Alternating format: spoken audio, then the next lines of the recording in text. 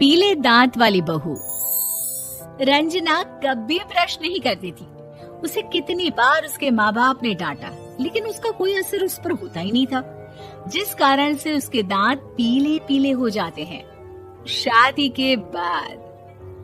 अरे बहू, वैसे तो तुझ में कोई कमी नहीं है, पर तेरे दांत इतने पीले कैसे हैं बेटा? कैसे मतलब? कोई सर्जरी थोड़ी ना कराइए। वो तो क्या नाम, मैं ब्रश नहीं करती थी तो पीले हो गए। अब क्या करूं?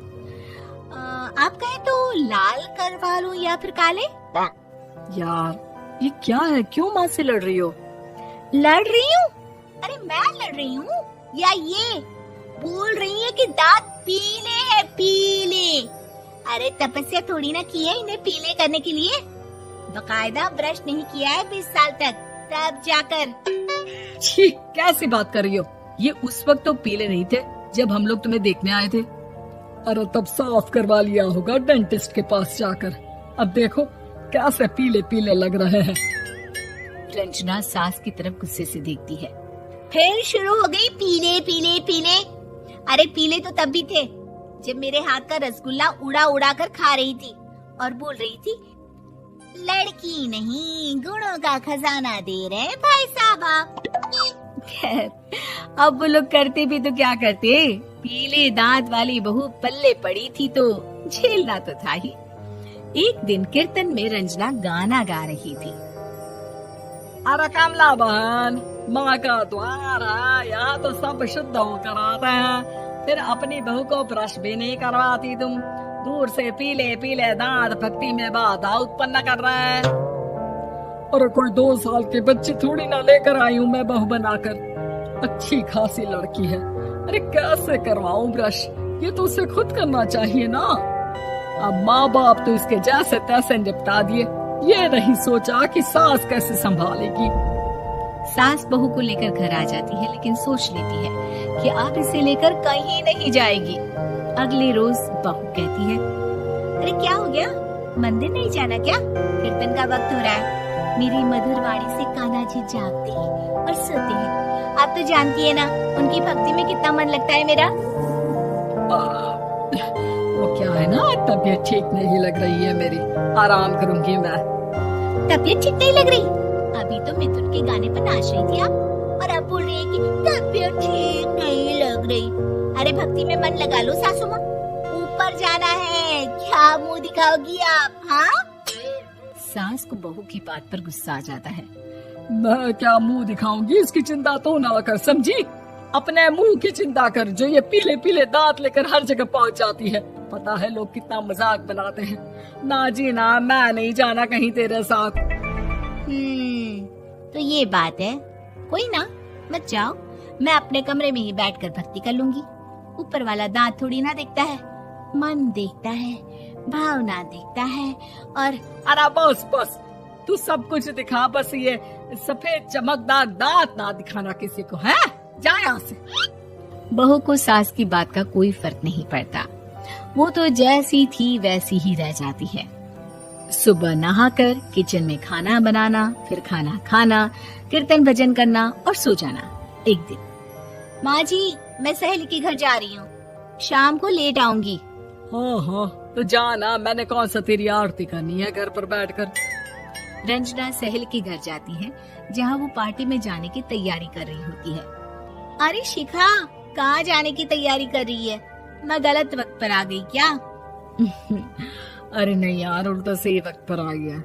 मैंने ये साड़ी और ज्वेलरी निकाली है यार, शाम को इनके ऑफिस की एक पार्टी में जाना है। बताना कैसा लग रहा है ये सब? नहीं यार, इस ड्रेस के साथ तो वो वाली ज्वेलरी अच्छी लगेगी। हाँ हाँ सही बोल रही है, मैंने ध्यान ही नहीं दिया। वैसे तो हमेशा से मस्त फैशन सेंस रखती है। तो बड़ा जाती होगी ना पति के साथ पार्टी में। रंजना कुछ नहीं बोलती, बस सोचती है कि यार काश ये बात सही हो जाती, पर मैं क्यों नहीं जाती पार्टी में? क्या इन लोगों की कोई पार्टी होती नहीं होगी?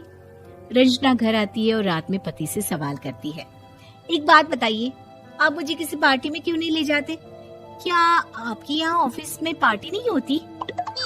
पति बेचारा क्या कहता कि दांत पीले हैं तुम्हारे इसलिए। अरे कोई पार्टी होती नहीं हम लोगों के ऑफिस में, तो कहाँ से लेकर जाऊं? और मार्केट, मॉल, कहीं वीकेंड घूमना, कहीं तो। अरे यार सारे हफ्ते में एक छुट्टी मिलती है, तो सोचता हूँ कि आराम ही कर लूं। क्यों? रंजना मन मार के रह जाती है। पहले कभी सास के साथ मंदिर जाया करती थी, लेकिन वो भी सास ने ले जाना बंद कर दिया। घर बैठी बैठी रंजना बोर हो जाती है। तभी उसे आइडिया आता है और वो मायके जाने का सोचती है। सासू माँ, 2 दिनों के लिए मम्मी के घर जा रही हूँ। अच्छा अच्छा ठीक है, आराम से जा।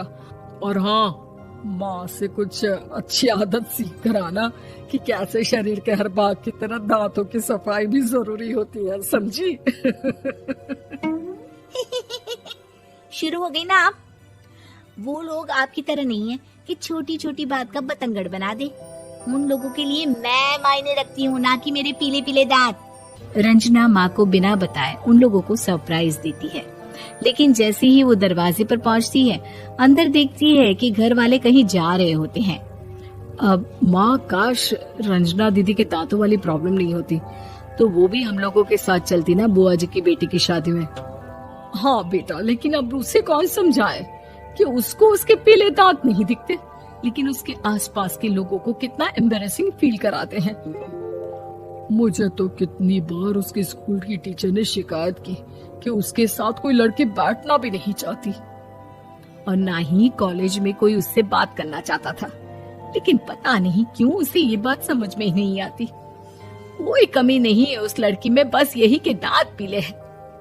वो तो भला हो जीजा जी और उनकी माँ का, जो दीदी को जैसी है वैसे ही रखा हुआ है। रंजना को अपने घर वालों की बात सुनकर बहुत दुख होता है।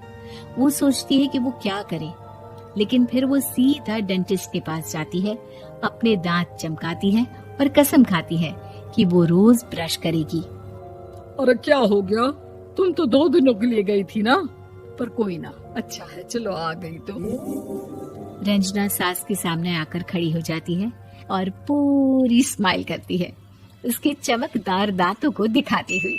हैं? चले मंदिर?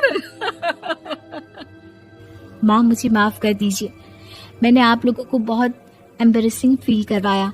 मैं आज से रोज ब्रश करूंगी।